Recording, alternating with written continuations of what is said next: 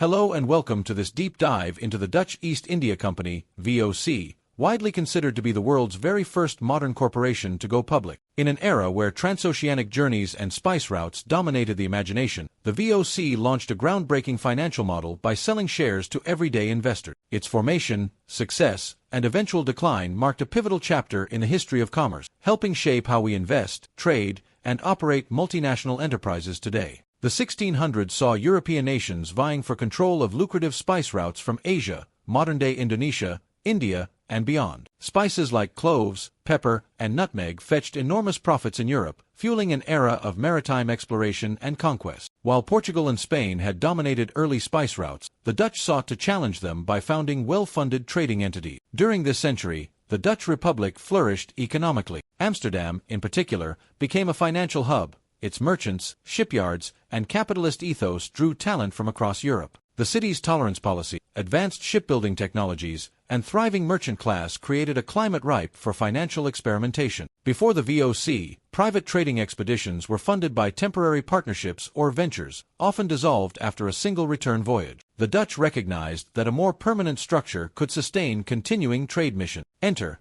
the idea of a joint stock company, where investors pooled resources, shared profits, and crucially, held transferable shares. This concept laid the foundation for what we now know as an IPO, initial public offering. In 1602, the States General of the Dutch Republic merged several rival trading outfits into one Verenigd Oost-Indisch Company, United East India Company. The goal: end destructive competition among Dutch traders and form a single, formidable entity capable of negotiating better spice deals and waging maritime conflicts if necessary. By government charter, the VOC received exclusive Dutch rights to trade in Asia, wage war if needed, and even sign treaties on behalf of the Dutch Republic. This effectively handed the company quasi-state powers in distant regions, a unique arrangement that placed immense influence in VOC hands. Over the next century, the VOC would command armed fleets, establish fortresses, and shape political destinies in parts of Asia. To finance these large-scale operations, the VOC embraced a revolutionary idea. It would sell shares to the public. Instead of short-term voyages, individuals could invest in a single, permanent enterprise and hold ownership stakes, entitling them to dividends from profitable spice shipment. Shareholders could also trade or sell their shares, enabling early forms of liquidity that persist in today's stock market. As the VOC raised capital, an informal market for trading its shares sprang up in Amsterdam. This eventually evolved into the Amsterdam Stock Exchange, often celebrated as the world's earliest organized securities market.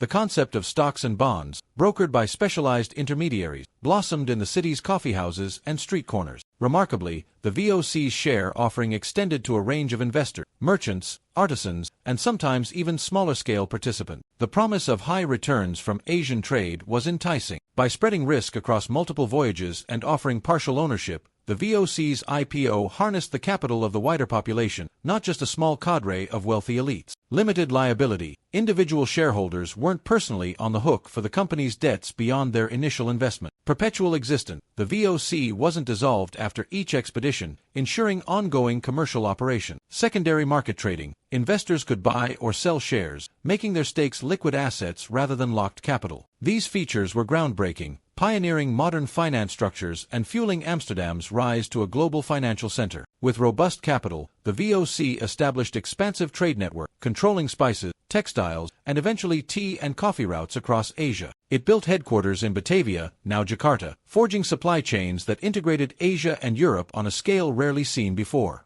The company minted enormous profit, paying substantial dividends to shareholders, which in turn reinforced investor confidence. The VOC's success also had a darker side. Its quest for profit led to the subjugation of local population, violent clashes, and monopolistic exploitation of resources. By controlling entire regions' spice output, the VOC often enforced harsh labor conditions. While the first IPO advanced finance, it also exemplified how corporate powers could overshadow indigenous economies. The VOC's structure influenced subsequent joint stock companies, notably the English East India Company. As capitalism matured, countries across Europe and beyond embraced the notion of selling equity for large-scale ventures, from railroads to colonial pursuits. A direct lineage can be traced from the VOC's share certificates to the modern-day stock and bond markets fueling global capitalism. By the 18th century, the VOC faced internal mismanagement, corruption among employees overseas, and stiff competition from British and French trading rivals. High overhead and limited government support compounded its woes. Slowly but inevitably, the behemoth that had once dazzled European investors stumbled under heavy debt and diminishing returns. In 1799, the VOC was formally dissolved. Its assets and debts were absorbed by the Dutch state, ending almost 2 centuries of pioneering corporate existence. The Amsterdam Stock Exchange, however,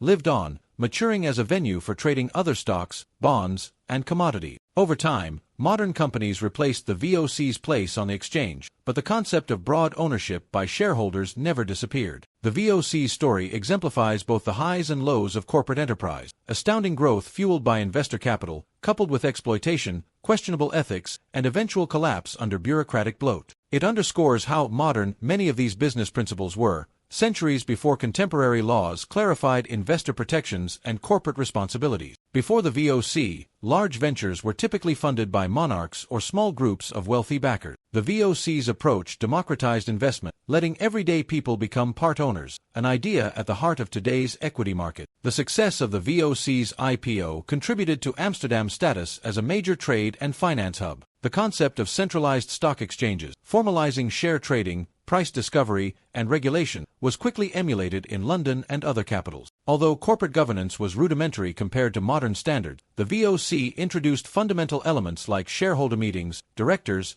and annual reports. These were primitive but essential for evolving practices around financial transparency and accountability, challenges that remain hot topics in boardrooms worldwide. The Dutch East India Company's first IPO stands as a pivotal moment in business history, a bold leap that combined maritime ambition, investor capital, and government backing to produce an unprecedented global trading empire. In the process, it introduced key concepts that shape finance today: equity, liquidity, limited liability, allowing complex undertakings to be funded by diverse shareholders. Yet the VOC's life cycle also highlights persistent dilemmas: balancing profit with social impact, ensuring honest corporate governance, and preventing abuses in pursuit of market dominance. Centuries later, these themes echo in modern debates over multinational corporations, global supply chains, and ethical investing. For better or worse, the VOC's revolutionary model of public share issuance opened the door to the modern capital markets we take for granted. As we analyze today's IPOs, from tech giants to biotech startups, it's worth remembering that the seeds of financial globalization were sown way back in 1602,